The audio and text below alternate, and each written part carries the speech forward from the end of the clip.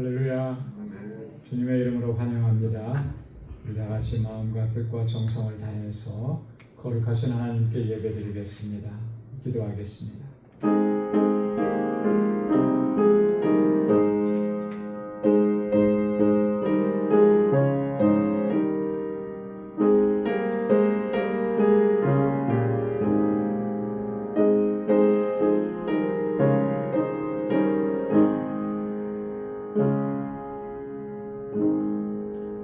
할렐루야. 우리 하나님을 찬양하는 일이 선하며 찬송하는 일이 아름답고 마땅하도다. 우리 주는 위대하시며 능력이 많으시며 그의 지혜가 무궁하시도다. 여호와께서 겸손한 자들은 붙드시고 악인들은 땅에 엎드러 뜨리시는도다. 감사함으로 여호와께 노래하며 수금으로 하나님께 찬양할지어다. 아멘. 은혜가 풍성하신 만군의 주 여호와 하나님 아버지, 오늘 이 하루도 주님의 은혜 가운데 지켜주셨다가 이 저녁에 다시금 하나님을 예배하는 이 자리로 저희들을 불러주시니 감사합니다. 세상에 살면서 우리의 심령은 상하고 찢기고 또 하나님 주님의 거룩하게 하심을 하나님 잃어버리며 살 때가 너무나 많습니다. 우리의 연약함과 우리의 허물을 이 시간 고백하오니 우리 주님의 보혈로 우리를 씻어주시고 정결하게 하여 주옵소서. 우리의 죄악을 말갛게 하시고 하나님 주님의 보혈로 깨끗하게 하셔서 오늘도 이 시간 주님 앞에 드리는 이 예배가 하나님 기뻐 받으시는 거룩한 산 제사가 될 수 있도록 주님 인도하여 주옵소서. 우리의 예배를 기뻐 흠양하여 주옵시고 오늘도 예비하신 주님의 은혜로 충만하게 채워 주옵소서. 예수님의 이름으로 기원하옵나이다. 아멘. 전능하사 천지를 만드신 하나님 아버지를 내가 믿사오며 그 외아들 우리 주 예수 그리스도를 믿사오니 이는 성령으로 잉태하사 동정녀 마리아에게 나시고 본디오 빌라도에게 고난을 받으사 십자가에 못 박혀 죽으시고 장사한 지 사흘 만에 죽은 자 가운데서 다시 살아나시며 하늘에 오르사 전능하신 하나님 우편에 앉아 계시다가 저리로서 산 자와 죽은 자를 심판하러 오시리라.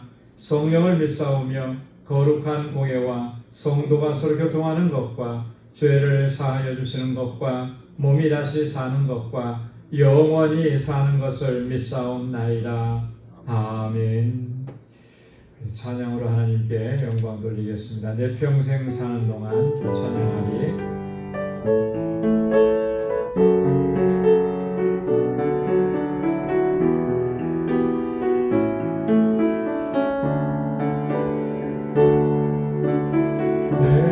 평생 사는 동안 주 찬양하리. 여호와 하나님 내 주를 찬양하리. 주님을 묵상함이 즐겁도다. 내 영혼 주 안에서 참 기쁘니. 내 평생 사는 동안 내 평생 사는 동안 주 찬양하리. 여호와 하나님 내 주를 찬양하리. 주님을 묵상함이 즐겁도다. 내 영혼 주 안에서 참 기쁘니. 내 영혼아 주님을 송축하라. 내 영혼아 주님을 찬양하라. 내 영혼아 주님을 송축하라. 내 영혼아 주님을 찬양하라. 내 평생 사는 동안 주 찬양하리. 여호와 하나님 내 주를 찬양하리. 주님을 묵상함이 즐겁도다. 내 영혼 주 안에서 참 기쁘니. 내 영혼아 주님을 송축하라. 내 찬양하라. 내 영혼아 주님을 송축하라. 내 영혼아 주님을 찬양하라.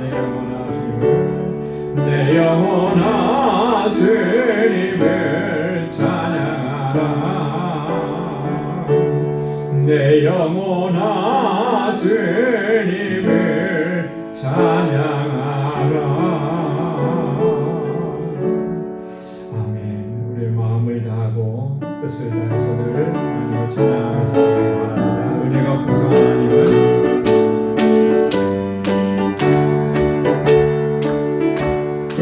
하나님은 믿는 자 한 사람 한 사람 어제도 오늘도 언제든지 괜찮고 보내주시네.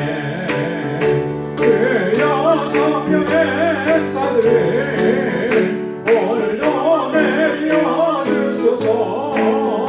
성령의 뜨거운 물결로서 오늘도 충만케 하소서.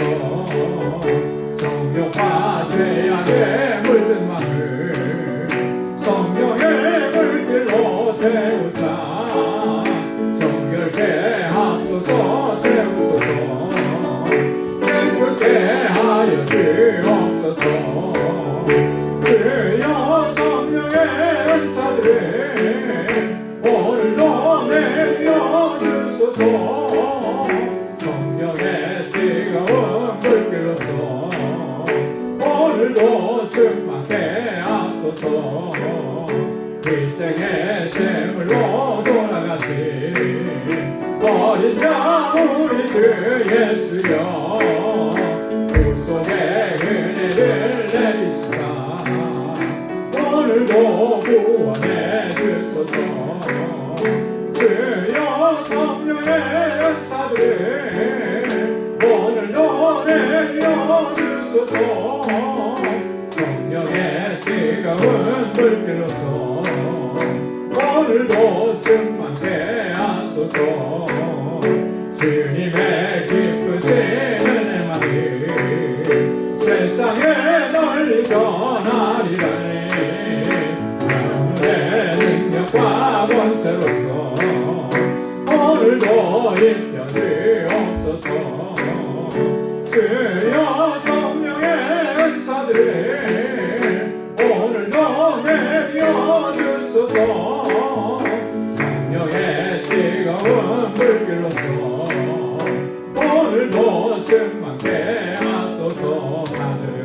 주님의 기쁘신 은혜만을 세상에 널리 전하리라.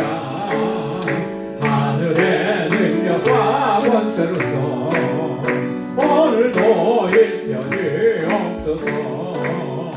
주여 성령의 은사들을 오늘도 내려주소서. 성령의 뜨거운 물길로서 오늘도 입혀주옵소서.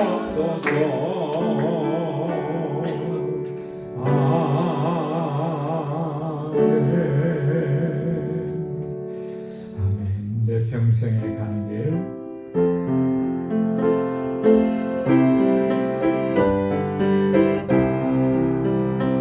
내 평생에 가는 길 순탄하여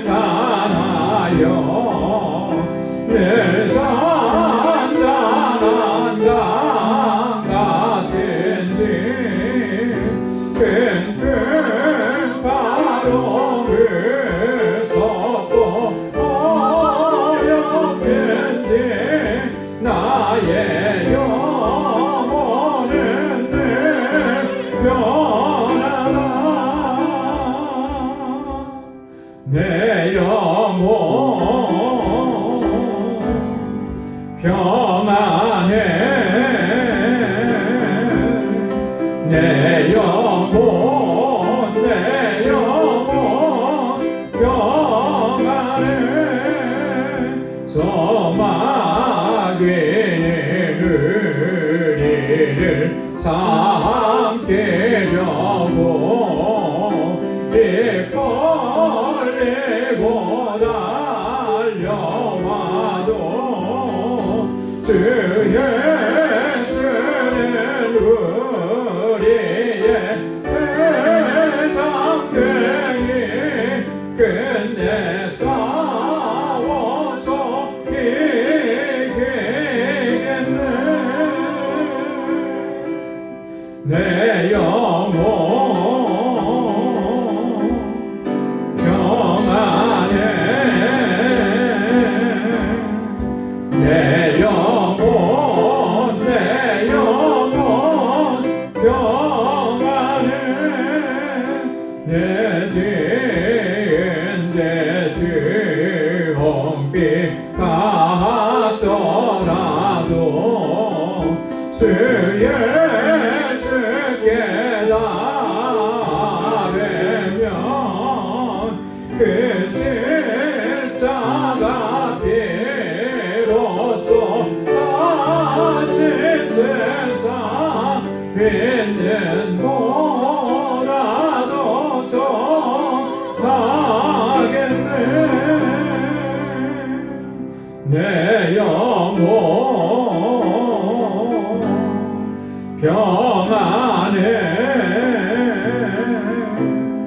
내 영혼 평안해. 저 공중의 구름이 일어나며 그 나팔이 울려날 때 주 오셔서 세상을 심판해도 나의 영혼은 없으리. 내 영혼 평안해. 내 영혼 평안해. 사도요 저 공중의 구름이 일어나며 그 나팔이 울려날 때 주 오셔서 세상을 심판해도 나의 영혼은 없으리. 내 영혼 평안해. 내 영혼 평안해. 아멘. 주님께서 우리의 심령 가운데 하늘의 평강을 더해 주실 줄로 믿습니다. 우리 이 시간 다 같이 통성으로 함께 기도하겠습니다. 먼저 교회를 위해서 우리 교회에 주신 사명을 잘 감당할 수 있도록 우리에게 능력으로 덧입혀달라고 또 이 재단에 세워주신 하나님의 귀한 종들, 우리 청지기들, 우리 직분자들을 위해서 기도해 주시고 또 우리 사랑하는 자녀 손들을 위해서 기도합니다. 주일학교와 유스룹과 EM을 위해서 또 우리 교사들과 또 말씀을 전하시는 우리 라님 목사님 그리고 목회자를 청빙합니다. 하나님 귀한 종을 속히 보내어달라고 함께 기도하겠습니다. 우리 세계 곳곳에서 복음을 증거하는 우리 선교사님들을 위해서 기도해 주시고 특별히 알라메다 광주교회 또 장고은 전도사님 치유와 회복의 은혜를 허락해달라고 함께 기도하겠습니다. 우리 교우들 가운데 여러 가지로 어려움을 겪는 분들이 있습니다. 또 건강의 문제로 힘들어하시는 분들이 있고요. 또 연로하신 우리 어르신들이 있습니다. 하나님께서 붙잡아 주시고 치유하시고 또 문제를 해결해 주시고 참 평안을 허락해 주시도록 이 시간 우리가 다 함께 통성으로 함께 기도하겠습니다.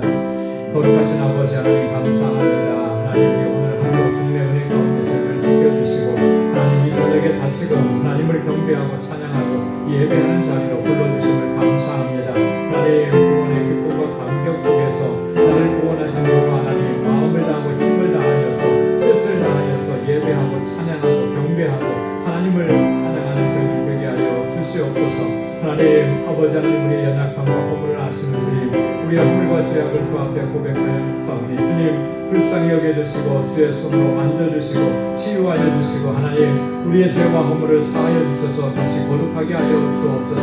오늘 이 시간 드리는 이 예배가 거룩한 산제사가 되도록 하나님 우리 주 성령께서 역사하시고 인도하여 주옵소서.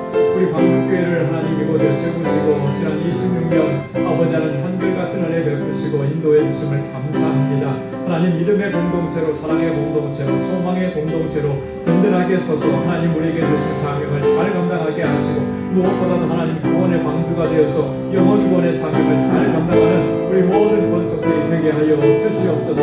하나님 이 세상에 세워주신 하나님의 귀한 종들을 아버지께서 긍휼히 여겨주시고 아버지의 저희의 믿음을 더욱 견고하게 하셔서 믿음으로 역사하는 주의 종들이 다 되게 하여 주옵소서. 주님 앞에 아버지 하나님 정말 충성스러운 청지기로 설 수 있도록 인도하여 주옵소서.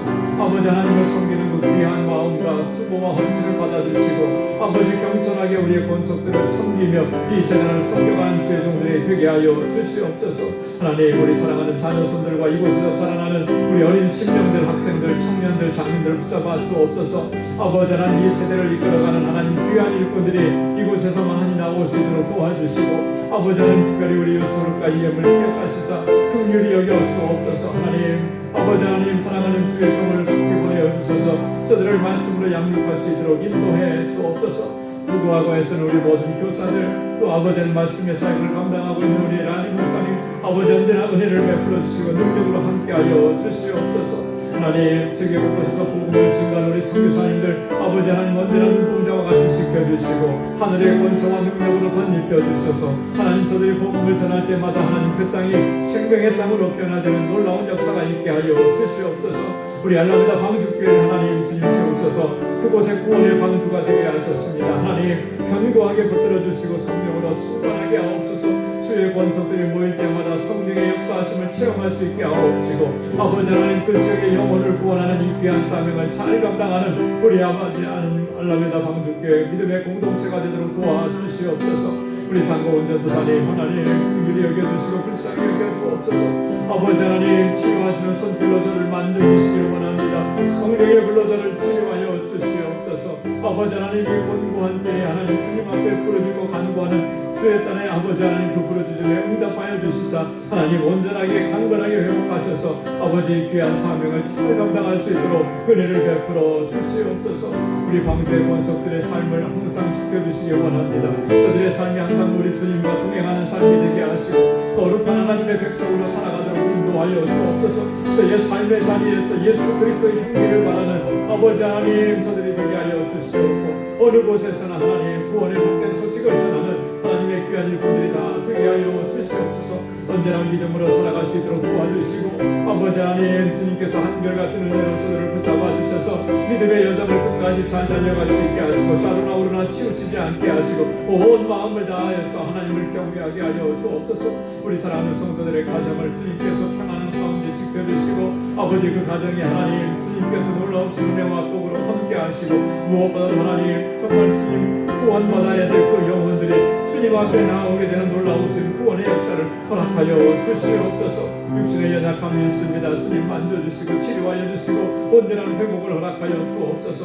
근심과 염려와 걱정이 있습니다. 아버지의 삶의 질고로 인하여서 지치고 낙심되고 절망되어 있습니다. 하나님 주님 만져주시고 치료하여 주시고 아버지 회복시켜 주시고 날마다 새 힘을 더하여 주셔서 아버지 하나님 주님의 주신 귀한 일들을 온전하게 감당하는 거룩한 백성을 되게 하여 주시옵소서. 우리 사랑하는 성도들이 어디에 있든지 무엇을 하든지 그 있는 자리가 정말 복의 근원된 삶의 자리가 되도록 도와주시고 가정마다 허락해 주신 믿음의 기업들을 하나님 든든하게 지켜주셔서 하나님 홀로 영광을 받아 주시옵소서. 오늘도 귀한 말씀을 아버지 저희의 심령 가운데 허락해 주셔서 이 말씀으로 하나님 새롭게 도전받게 하시고 결단하게 하시고 말씀의 은혜 가운데 충만해져서 하나님 주의 말씀 의지하여 믿음으로 살아갈 수 있도록 인도하여 주시옵소서. 모든 감사, 찬양, 영광 아버지 앞에 올려드립니다. 예수님의 이름으로 간절히 기도드리옵나이다.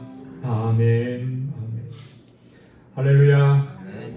하나님께서 귀한 응답 허락해 주실 줄로 믿습니다.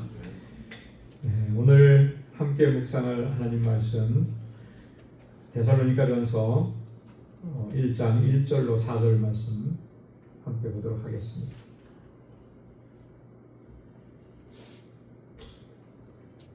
데살로니가전서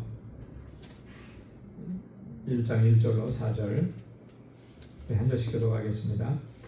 바울과 실로아노와 디모데는 하나님 아버지와 주 예수 그리스도 안에 있는 데살로니가인의 교회에 편지하노니 은혜와 평강이 너희에게 있을지어다. 우리가 너희 모두로 말미암아 항상 하나님께 감사하며 기도할 때 너희를 기억하며 너희의 믿음의 역사와 사랑의 수고와 우리 주 예수 그리스도에 대한 소망의 인내를 우리 하나님 아버지 앞에서 끊임없이 기억하미니 하나님의 선하심을 받은 형제들아 너희를 택하심을 아노라. 아멘. 저희가 우리 지난주부터 우리 데살로니가 전서의 말씀을 묵상하기 시작을 했습니다.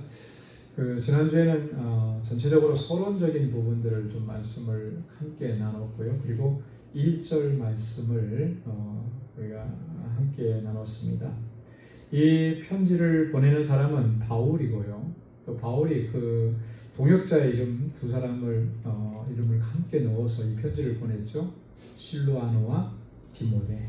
그렇죠? 실로아노는 누구라 그랬죠? 실라라 그랬죠. 네. 디모데 우리가 너무나 잘 알고요. 데살로니가 지역에 있는 하나님의 교회입니다.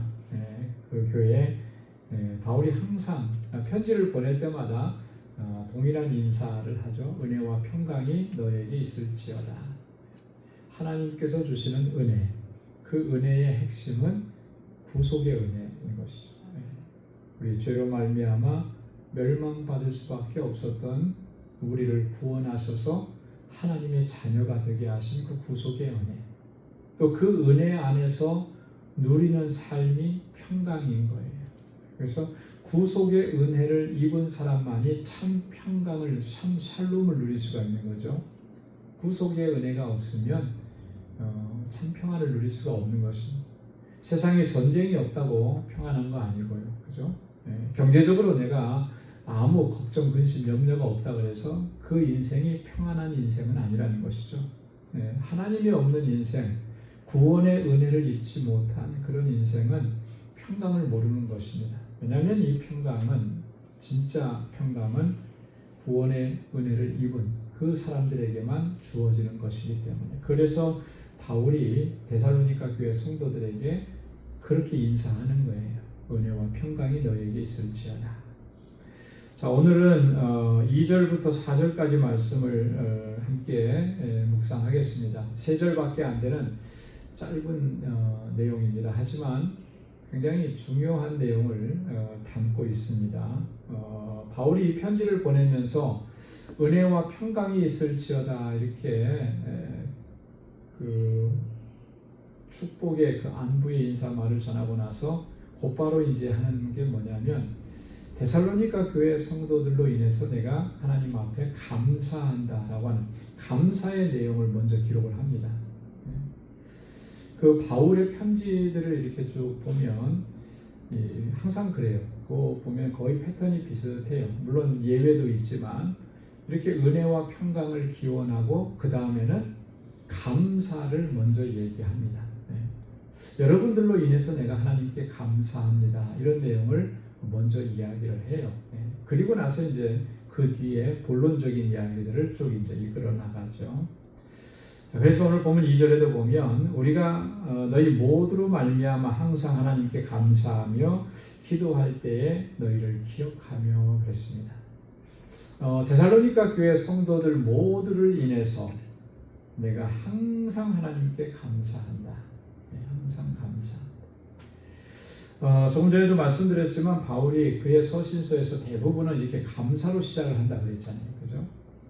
대표적으로 보면 로마서 1장 8절 말씀에도 보면 먼저 내가 예수 그리스도로 말미암아 너희 모든 사람에 관하여 하나님께 감사함을 너희 믿음이 온 세상에 전파되미로다 이렇게 얘기해요. 여러분 바울이 로마 교회 성도들에게 편지 보내면서 여러분들로 인하여서 내가 하나님께 감사합니다. 그 감사의 이유가 뭐라 그랬죠? 너희의 믿음이 온 세상에 전파되미로다. 이게 믿음의 좋은 소문이 났다라고 하는 거예요. 바울이 감사하는 가장 그 핵심적인 요소는 그들 안에 이렇게 믿음의 공동체를 견고하고 든든하게 세워가는 이 모습을 볼 때가 가장 감사했던 것이죠. 왜 그렇겠습니까? 왜 안 그렇겠습니까? 이 교회라고 하는 이 공동체는 믿음의 공동체잖아요. 그죠? 이 핵심이 믿음이죠.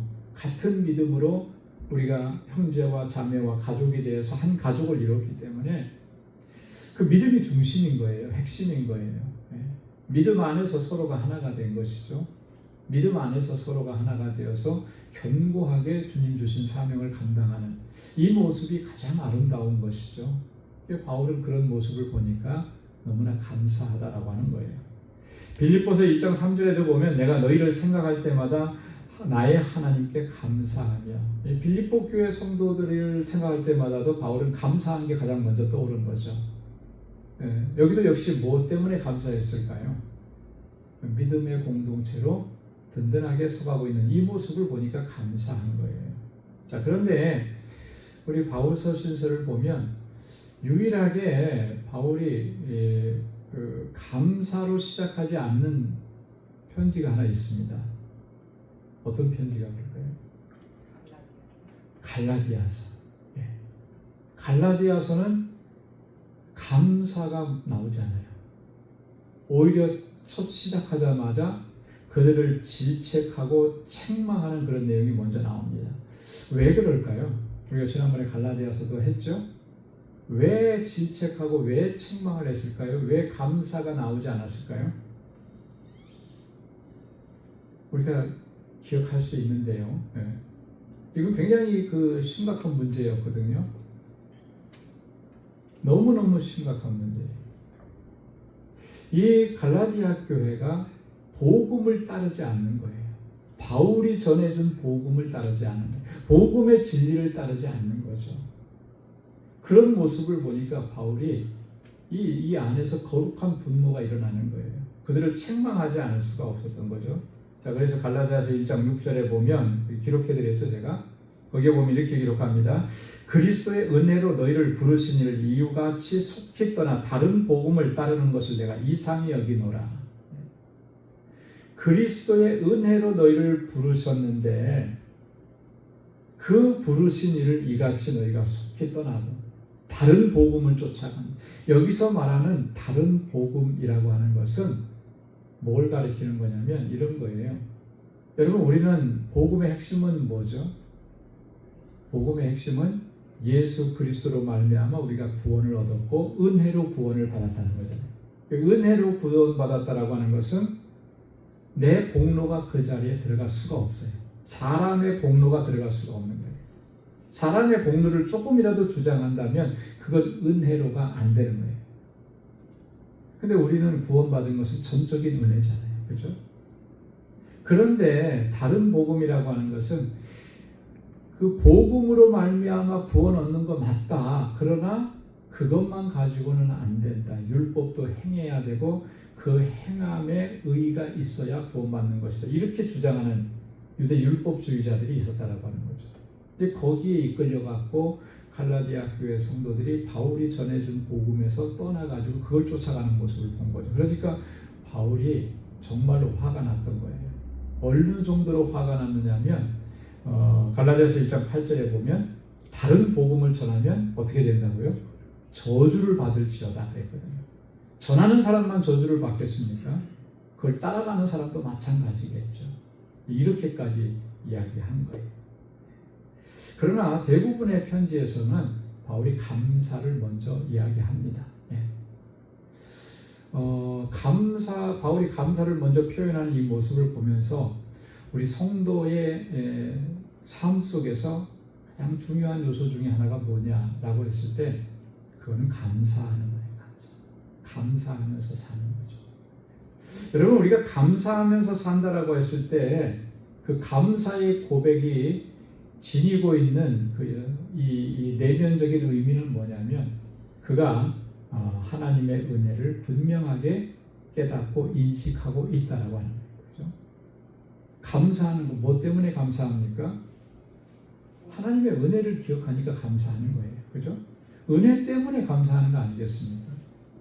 여러분, 하나님 감사합니다라고 고백했을 때 그 고백의 내용은 뭐예요? 뭐 때문에 감사합니까? 하나님의 은혜 때문에 감사한 거죠. 그러니까 감사를, 진심으로 감사를 고백하는 사람은 하나님의 은혜를 분명하게 인식하고 있다라고 하는 거예요. 우리 신앙생활에서 핵심이 그거 아니겠습니까? 하나님의 은혜를 인식하고 있는 거, 그죠? 그래서 늘 감사하면서 살아. 이게 중요한. 사도 바울이 우리가 잘 아는 데살로니가전서 5장 16절로 18절 말씀에 뭐라고 그랬습니까? 범사에 감사하라. 이는 너희를 향하신 하나님의 뜻입니다. 범사에 감사하라. 모든 상황 속에서, 어떤 상황 속에서라도 감사하라.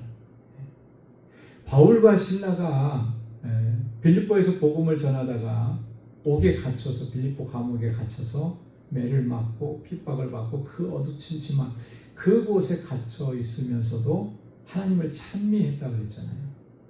감사하기 때문에 찬미할 수 있는 거죠. 그런 상황 속에서도 하나님을 찬양할 수 있다라고 하는 것. 그 안에 하나님의 구속의 은혜에 대한 감사와 감격이 늘 차고 넘쳤기 때문에 그런 거예요. 근데 이게 약해지면 여러분, 감사가 조건적인 감사로 바뀔 수밖에 없어요. 일이 잘 되고 형통하고 좀 넉넉해지고 내가 생각한 대로 일이 잘 풀리면 감사한 거고, 그게 내가 생각한 대로 잘 안 되면 감사보다는 짜증과 원망, 낙심, 절망 이런 게 먼저 찾아오는 거죠. 그런 게 먼저 찾아왔을 때 우리가 느껴야 될, 빨리 깨달아야 되는 것은 바로 그런 거예요. 내가 지금 하나님의 구속의 은혜에 대한 감격을 잃어버렸구나. 그렇기 때문에 우리가 감사가 자꾸 사라지게 되는 거죠. 나를 구원해 주신 것이 얼마나 귀하고 값진 것인지 늘 기억하면서 우리가 범사에 감사하고 그렇게 하나님을 찬양하며 살아가는 우리 모두가 될 수 있기를 주님의 이름으로 축원합니다. 기도할 때마다 너희를 기억한다 그랬습니다. 기도할 때마다. 그래서 이 말씀 보면 바울의 기도 속에 데살로니가 교회에 대한 기도가 항상 있다라고 하는 거예요. 빠지지 않는다라고 하는 거죠. 데살로니가 교회는 바울의 기도 가운데 항상 있었던 것입니다. 평생에 아마 바울의 기도 제목, 그죠? 바울의 기도 제목이었을 겁니다. 특별히 이 데살로니가 교회에 대해서는 바울이 굉장히 그 안타까움을 가지고 있었다고 그랬죠. 왜 안타까움을 가지고 있었다고 그랬습니까? 지난주에 제가 서론적으로 말씀 나누면서 바울이 데살로니가 교회를 생각하면 좀 애절하고 안타까움이 있다 그랬어요. 왜 그랬냐면 우리 그 사도행전 17장에 보면 데살로니가에서 복음을 전하다가 바울이 어떻게 됐죠? 거기서 교회를 완전하게 세우지 못하고 쫓겨갔단 말이에요. 그죠? 유대인들이 시기를 일으켜서 와가지고 난동을 부린 거예요. 자, 그러니까 거기서 더 이상 복음을 전할 수가 없고 그 어렵게 공동체를 세웠는데 그 안에서 말씀을 전할 수가 없는 그런 상황이 되었던 거죠. 그래서 사도행전 17장 10절 말씀에 보면 형제들이 더 이상 거기 있다가는 바울이 큰일 날 것 같으니까 이 바울과 실라를 데리고 나옵니다. 그래서 어디로 가라 했어요? 베레아 지역으로 가라 그러죠. 네, 그쪽으로 가요. 자, 그러니까 바울이 마지못해서 거기를 떠나가지만 너무 안타까운 거죠. 그죠? 이제 막 복음을 들었는데, 이제 막 모임을 시작했는데, 저들이 정말 이런 어떤 어려움을 이겨낼 수 있을까? 이런 환난을, 고난을, 핍박을 이겨낼 수 있을까? 늘 그 염려와 걱정이 있었던, 그러니까 안타까움이 있는 거예요. 그래서 기도할 때마다 이 데살로니가 교회를 위해서 기도하는. 그러니까 바울은 복음을 전하고 그리고 나서 교회를 세우고 비록 그 교회를 떠나갔다 할지라도 바울은 항상 그 교회를 위해서 기도했다는 거죠. 그렇죠? 그러니까 교회가 하나씩 세워질 때마다 아마도 바울의 기도는 점점 더 길어졌을 것 같아요. 왜 안 그렇겠습니까? 그죠? 이렇게 기도해야 될 대상자들이 더 많아진 거 아니겠어요? 우리가 그래 사실은 기도할 때 기도의 지경이 자꾸 넓어져야 돼요. 그죠? 처음에 기도를 시작할 때는 그건 뭐 당연한 거죠. 나 중심으로 해서 나의 바운더리 안에서만 기도를 하게 돼요. 그런데 기도의 지경이 넓어진다라고 하는 것은 그 기도의 대상자들이 더 많아지는 거죠. 그래서 내 주변, 내 가족을 넘어서서 우리 방주 공동체 안에서 또 이것을 넘어서서 또 지역사회 안에까지 나라와 민족을 위해서가 전 세계를 위해서 그렇게 점점 기도의 지경이 넓혀져야 하는 것이죠. 그러면 우리가 기도하기 위해서 무릎 꿇고 이렇게 있었을 때 쉽게 일어나지 못하는 거죠. 왜요? 기도의 지경이 넓어져서 기도할 게 많은데, 그죠? 그래서 몇 시간을 기도했느냐 이런 게 사실 중요한 건 아니죠. 우리가 누구를 위해서 어떻게 간절하게 기도하느냐 이건 정말 중요한 부분이에요. 그래서 저와 여러분들의 기도의 지경이 우리 가족, 나와 우리 가족 안에서만 머물지 아니하고 점점점 그 지경이 넓혀져서 이 땅에 하나님 나라를 세워가는 일들을 위해서 함께 기도하고 협력하는 그런 믿음의 일꾼들이 될 수 있기를 주님의 이름으로 축원합니다.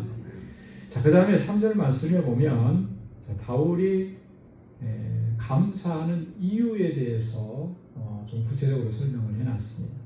바울이 이 데살로니가 성도들로 인해서 하나님 앞에 감사한다 그랬잖아요. 그럼 좀 더 구체적으로 어떤 내용을 가지고 감사하느냐라고 하는 것이죠.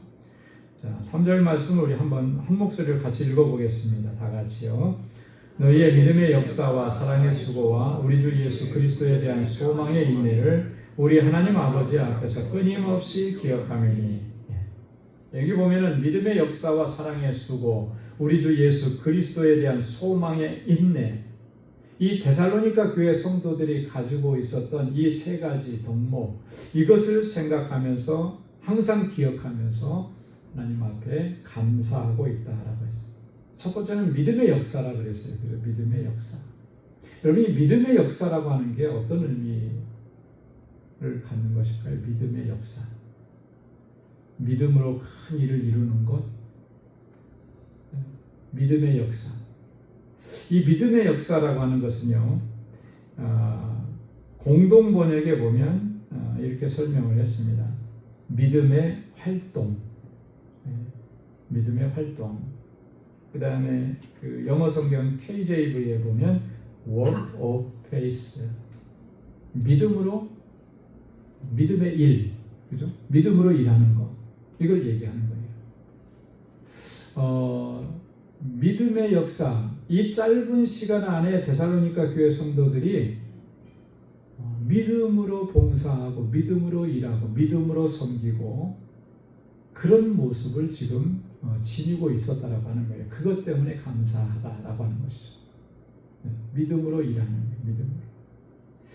여러분, 믿음으로 사역하는 것, 믿음으로 직분을 감당하는 것, 이게 굉장히 중요하고 핵심적인 내용입니다.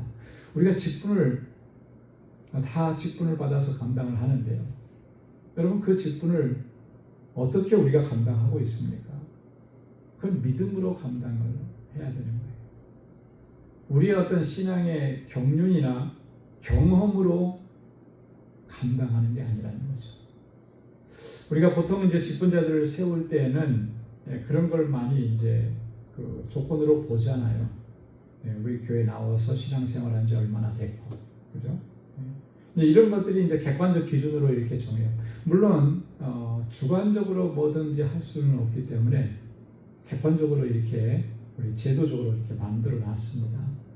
근데 그 제도적으로 만들어 놨다라고 하는 것이 그게 다 100% 정확하게 맞느냐면 그렇지가 않을 때가 많이 있어요. 그죠? 예를 들어서 장로님이 되려고 하면은 흠이 없고, 그리고 7년 입교한 지 7년 이상이 되고, 그런데 7년 이상이 되고 흠이 없다고 해서 정말로 그 직분을 감당할 수 있을 만큼 그런 준비가 되어 있느냐 하면 그렇지 않은 경우도 많죠. 그런데 그런 객관적인 그런 기준만 보고 만약에 직분자를 세운다 그러면 어려움이 생길 수도 있는 거예요. 그래서 어떤 면에서 보면 그 성경에서는 직분자를 세울 때 그 제비 뽑기를 한 경우들이 많이 있어요. 그죠? 그 예를 들어서 그 12사도들 가운데 한 사도가 결혼이 생겼죠.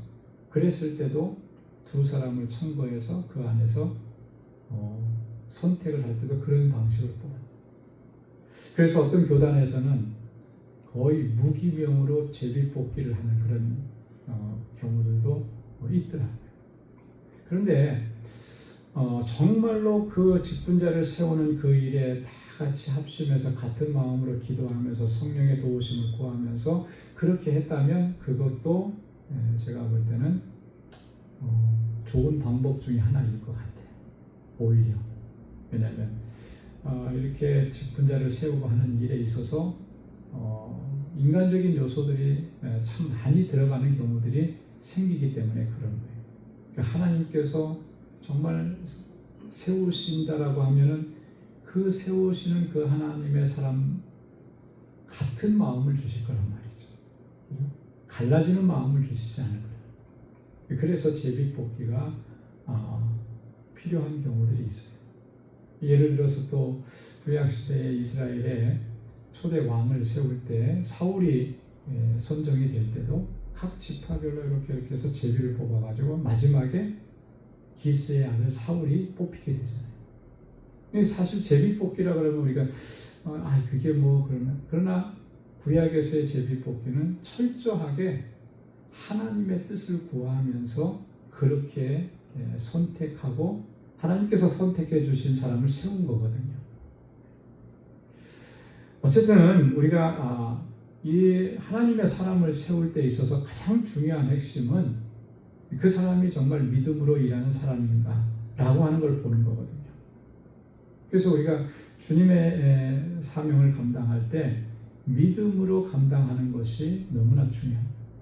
그래서 성경은 뭐라고 말씀하냐면 히브리서 11장 6절에 믿음이 없이는 하나님을 기쁘시게 할 수 없다 그렇게 말씀합니다. 믿음이 없이는 하나님을 기쁘시게 할 수가 없다. 로마서 14장 23절에도 보면 믿음으로 쫓아 하지 아니하는 모든 것은 죄라고까지 말씀을 합니다. 믿음으로 하지 않으면 죄가 되는 거예요. 그러니까 우리가 주님의 일을 한다고 하면서 정말 명심하고 기억해야 되는 것은 바로 이런 부분입니다. 믿음으로 하지 않는 것은 그건 죄라고 하는 거예요. 주님의 일인데 하나님께서 주신 직분이고 하나님께서 주신 사명인데 믿음이 없이 믿음으로 하지 않는다. 여러분 믿음으로 한다라고 하는 것은 여러 가지를 얘기할 수가 있는데 그 중에 가장 핵심적인 것은요. 하나님의 뜻을 구한다라고 하는 것이거든요. 그러니까 하나님의 뜻을 구하지 않으면서 주님의 일을 한다. 그러니까 그게 죄가 될 수밖에 없는 거예요. 그래서 우리 모든 주님의 직분을 맡아서 감당하는 우리 모두는 정말 하나님의 뜻을 구하면서 믿음으로 이 사명을 감당하고 이 직분을 감당하기를 힘써야 할 줄로 믿습니다. 그래야 우리 방주교회가 정말 하나님께서 기뻐하시는 공동체로 정말 말 그대로 믿음의 공동체로 든든하게 설 수가 있는 거예요. 자, 두 번째로 보면은 사랑의 수고라고 했잖아요. 사랑의 수고. 여기서 말하는 이 수고라고 하는 말, 우리가 보통 한국 사람들은 우리 그런 인사 많이 하죠. 어떤 일 많이 열심히 하고 막 애를 쓰고 그랬으면 수고 많으셨습니다. 수고 많으셨습니다. 애쓰셨습니다. 이제 이런 표현을 많이 하거든요. 여기서 말하는 이 수고라고 하는 말은 말 그대로 그거예요. 엄청난 노력이 기울여진 들어간 그런 고생, 이거를 이제 헬라어로 수고라, 코포스라 이런 단어를 씁니다. 근데 사실 이 단어는 성경에서는 주로 어떤 일에 사용이 되었냐면 그리스도를 위한 봉사, 주님을 위한 봉사를 이야기할 때, 주님을 위해서 수고했다라고 할 때 요 단어를 많이 쓴 거예요. 그러니까 내 힘을 다해서, 내 뜻을 다해서, 내 온갖 가지고 있는 모든 것을 다해서 주님을 섬긴다 했을 때, 주님을 위한 수고를 이야기할 때 요 단어를 많이 썼던 것인데, 자, 지금 이 수고라고 하는 단어를 뭐하고 지금 결합시켰습니까? 사랑과 결합시킨 거예요. 사랑. 그 사랑의 수고라고 했어요. 여기서 말하는 이 사랑의 수고라고 하는 것은 누구를 사랑하는 것을 이야기하는 것이겠습니까? 물론 첫째로는 하나님 사랑하는 것이죠. 그러나 여기서 말하는 것은 이 이웃과 같은 공동체를 이루고 있는 지체들을 사랑하는 것, 형제들을 사랑하는 것, 이웃을 사랑하는 것을 말합니다. 그 수고를 아끼지 않는 거죠. 정말 최선을 다합니다. 여러분, 이 사랑의 수고는 예수 그리스도께서 십자가상에서 나타내 보여주셨던 그 희생적 사랑의 바탕을 두고 있는 거예요. 예수님의 그 십자가 사랑은, 우리를 향하신 그 사랑은 십자가 사랑인데, 그 십자가 사랑의 핵심은 뭡니까? 자기를 죽이는 거잖아요. 자기를 희생하는 거죠. 그 사랑으로 말미암아 우리가 구원받고 하나님의 자녀가 되고 의롭다함을 얻었잖아요. 그러니까 여기서의 이 사랑의 수고의 원천은 우리 주님께서 십자가상에서 보여주셨던 그 사랑이라고 하는 거죠. 사도 바울은 로마서 8장에서 이렇게 얘기했습니다. 우리가 아직 죄인 되었을 때 그리스도께서 우리를 위하여 죽으심으로 하나님께서 우리에 대한 자기의 사랑을 확증하셨느냐, 이렇게 말씀하시죠. 십자가에서 죽으심으로 우리를 향하신 그 하나님의 사랑을 확증시켜 주셨다라고 하는 거예요. 우리가 하나님께서 내가 너를 이만큼 사랑한다, 이렇게 사랑한다 보여주셨다. 이게 하나님의 사랑이다.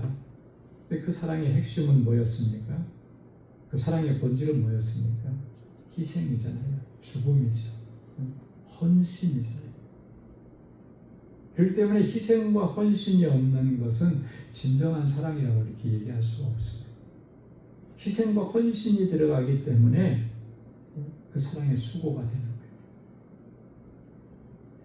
거예요. 요한일서 3장 18절에서 사도 요한은 이렇게 얘기했습니다. 자녀들아, 우리가 말과 혀로만 사랑하지 말고 행함과 진실함으로 하자. 이 행함과 진실함이라고 하는 것이 그 앞에 행함이라고 하는 것, 뒤에 진실함이라고 하는 것은 거짓 없는 거잖아요. 그죠? 행함이라고 하는 것은 수고를 말하는 거죠. 헌신을 말하는, 희생을 말하는, 배려하는 걸 말하는. 여러분, 정말 우리 공동체가 이 사랑의 수고를 아끼지 않을 때 진정한 사랑의 공동체로 거듭나서 주님의 주신 사명을 온전히 감당할 수 있게 될 줄로 믿습니다. 자, 그 다음에 우리 주 예수 그리스도에 대한 소망의 인내라고 그랬습니다. 소망의 인내. 자, 여기서 소망을 얘기했잖아요. 우리 주 예수 그리스도에 대한 소망. 어떤 소망을 이야기하는 걸까요? 주님에 대한 소망. 여기서 말하는 주님에 대한 소망은 그리스도의 재림에 대한 소망을 얘기해요. 역사적 종말이 이루어졌을 때, 그때 우리가 주님이 다시 재림하시는데 그 재림하시는 주님을 맞이하는 소망, 그 소망을 얘기하는 건데, 그 소망이 이루어지기까지 그 소망을 바라는 자들은 뭐가 필요한 것이냐? 인내가 필요하다는 거죠. 인내 없는 소망을 기다리면 없어요, 사실. 그죠? 뭐 소망하는 것을 기다리는 것에는 반드시 인내가 필요한 것이죠. 기다리면. 이 소망이 있기 때문에 사실 이 현실 삶 속에서의 고난과 고통과 아픔, 눈물, 괴로움 이런 것들을 이겨낼 수가 있는 거예요. 인내하면서 이겨낼 수. 소망이 없다면 어떻게 인내할 수 있겠어요? 그죠? 소망이 없으면 인내할 수가 없고 견뎌낼 수가 없는 거죠. 소망이 있기 때문에. 소망이 있기 때문에 우리가 견뎌내고 인내하는 것이죠. 참아내는 것이죠. 오늘 우리가 믿음으로 살면서 때때로 겪는 이런 여러 가지 어려운 일들, 고난들이 있을 수 있고요. 그죠? 억울한 일들이 있을 수 있고 손해보는 일들이 있을 수가 있고, 만약에 우리가 믿음으로 살려고 그렇게 애를 쓰는데도 전혀 손해보는 일이 없다. 그래서 우리는 그것이 하나님의 축복이고 은혜다. 우리가 그렇게 얘기할 수도 있겠지만, 제가 볼 때는 정말 믿음으로 살려고 애를 쓰고 발버둥 치면 손해보지 않고 살 수가 없어요. 고난이 없이 살 수가 없습니다. 어려움 없이 살 수가 없어요. 왜냐하면 믿음의 길은 고난의 길이거든요. 믿음으로 산다라고 하는 것은 역경이고 환난이고 손해보는 일이고 그런 거거든요. 그런데 내가 믿음으로 산다고 했는데 아무런 손해도 없고 뭐 더 잘 되고 더 형통하고 뭐 아무 거리낌이 없고 그래서 나는 축복받은 거예요. 우리 그렇게 생각할 수 있지만 정말 그런가라고 하는 것은 진지하게 돌아봐요. 정말 내가 믿음으로 살고 있느냐라고 하는 거죠. 타협하지 않았느냐는 거죠. 적절하게 타협을 했기 때문에 어려움이 없는 거죠. 이럴 때는 내가 이렇게 타협했고, 이럴 때는 이렇게 좀 흥정했고, 이렇게 세상과 그렇게 적절하게 타협하면서 그냥 아슬아슬하게 그 선을 지켜나갔기 때문에 사실 어쩌면 어려움이 없는 거예요. 정말 말씀의 도대로, 말씀의 뜻대로, 하나님의 뜻대로 내가 살아간다면 왜 손해가 없겠습니까? 초대교회 성도들이 말씀 안에서 믿음으로 살려고 노력을 하고 그렇게 힘쓰다가 수많은 사람들이 순교를 당하고 죽임을 당해요. 여러분, 우리가 믿음을 지키려고 하면 그 믿음 지키려고 하는 것 때문에 손해보는 일이 너무나 많아요. 근데 내가 그런 손해가 없다. 그래서 그러면 나는 과연 믿음 생활 잘하고 있고 믿음으로 온전히 살아가고 있느냐? 그럴 수도 있지만 그럴 수 있다라고 하는 퍼센테이지는 굉장히 약할 것 같아요. 내가 적당하게 타협하는 거예요. 나도 모르는 사이에 그게 내 삶에 배어 있는 거죠. 그렇기 때문에 이게 무서운 겁니다. 나를 바로 바라보지 못하기 때문에. 고난이 있어요. 어려움이 있습니다. 주님의 나라에 이를 때까지 이 땅에서는 참 평안은 없다 그랬잖아요. 그죠? 주님께서 우리를 품에 안아주실 때까지 이 땅에서는 좀 마음 놓고 속 편하게 그냥 이제는 아무 걱정이 없어, 그렇게 사는 날은 결코 오지 않는 거예요. 그런데 자꾸 우리는 이 땅에서 그걸 누리려고 하니까, 그러니까 손해 안 보려고 하고, 그죠? 손해 안 보려고 하니까 적당하게 타협을 해야 되는 거죠. 그런 게 믿음을 지켜나가는 거가 정말 어렵다라고 하는 것을 우리가 인지를 해야 된다라고 하는 것이죠. 소망이 있으면 그 어떠한 고난과 어려움도 넉넉히 이겨내고 또 그 소망의 그 자리에 서게 될 줄로 믿습니다. 로마서 5장 3절로 4절 말씀에 보면, 다만 이뿐 아니라 우리가 환난 중에도 즐거워하나니 이는 환난은 인내를, 인내는 연단을, 연단은 소망을 이루는 줄 알미로다. 자, 소망이 이루어지는데 그 소망의 앞에는 뭐가 있어요? 연단이라는 과정이 있잖아요. 연단, 그죠? 자, 연단이라고 하는 그 앞에는 인내라고 하는 과정이 있고, 인내는 무엇을 인내하는 것입니까? 환난을 인내하는 거죠. 환난이 있어요.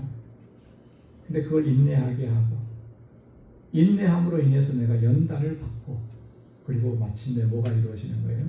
소망이 이루어지는 거예요. 이게 믿음의 여정인 것입니다. 네. 앞에 있는 환난, 그것을 견디어내는 인내하는 일들, 이게 빠져버린 소망만 이루어지고 축복만 이루어지고 그런 거는 없는 거죠.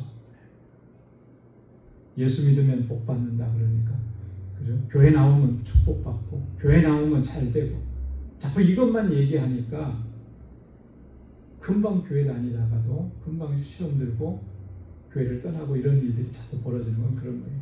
성경이 가르쳐주는 것은 그것만 얘기해 주는 게 아니거든요. 그래서 히브리서 11장 33절 이하의 말씀에도 보면 믿음의 사람들이 그들에게 임하는 그런 환난이나 핍박, 고난, 박해 이런 것들을 어떻게 이겨냈는지를 잘 설명해 주는 거죠. 소망이 있었기 때문에 그 소망을 가지고 인내할 수가 있었다라고 하는. 그래서 바울이 고린도전서 15장 57절 58절에서 종말을 준비하면서 이렇게 준비합시다. 권고하는 내용들이 나오게 되는 것입니다. 주님의 나라에 이를 때까지 주님의 주시는 소망을 붙잡고 또 인내하면서 이 영적 싸움을 싸우고 승리하는 저와 여러분들이 될 수 있기를 소망합니다. 자, 4절에 보면은 하나님의 사랑하심을 받은 형제들아 너희를 택하심을 아노라. 자, 이런 모든 것들을 봤을 때 하나님께서 여러분들을 택하셨다라고 하는 것이 분명합니다. 그런 의미로 이렇게 말씀을 하는 거예요. 하나님의 사랑을 받은 형제들아 그랬습니다. 여기 두 가지 핵심적인 표현이 있잖아요. 하나님의 사랑하심을 받았다. 이 하나님의 사랑하심을 받았다라고 하는 이 표현은 사실은 구약 성경, 구약 시대에 이스라엘 민족에게 주어졌던 표현입니다. 이스라엘 민족은 히브리 사람들은 자기들이 선민이라고 생각을 했잖아요. 그래서 그 선민이라고 하는 그 말 속에 핵심적인 요소는 하나님의 사랑을 입은 자들이라고 하는 그런 말이 담겨져 있는 거예요. 구약 시대에는 유대인들은 자기들에게 그걸 말을 적용을 한 거죠. 성경에 있는 이 말들은 다 우리는 하나님의 사랑을 받은 존재들이다. 이렇게 불렀던 거예요. 그러나 신약 시대에 와서는 이런 어떤 민족적으로 한 민족에게만 적용되는 이런 이 호칭이 아니라 예수 그리스도를 구주로 믿고 따르는 모든 그리스도인들과 교회 공동체가 바로 하나님의 사랑을 입은 존재들이다라고 하는 것을 이야기하는 것입니다. 자, 그런데 형제들이라고 불렀죠. 형제들. 이 데살로니가 전서에서는 형제라고 하는 말이 한 20여 회 등장한다고 해요. 5장밖에 안 되는 짧은 장에서 형제라는 표현을 참 많이 썼습니다. 바울은요 항상 그래요. 그 편지를 보면 그리스도 안에서 우리가 한 가족이고 형제와 자매라고 하는 것을 많이 강조합니다. 여러분 핏줄로 맺어진 형제와 자매는 정말 끊을 수 없죠. 끊는다고 끊어집니까? 핏줄이? 안 끊어지잖아요. 물론 뭐 형제간에도 뭐 싸우기도 하고 형제간에도 뭐 의절하기도 하고 하는데 그거는 거의 좀 작은 부분이고요. 본질적으로 형제간은 피로 맺어졌기 때문에 혈육이기 때문에 끊어낼래야 끊어낼 수가 없고요. 이산 가족들이 만났을 때 보니까 그러더라고요.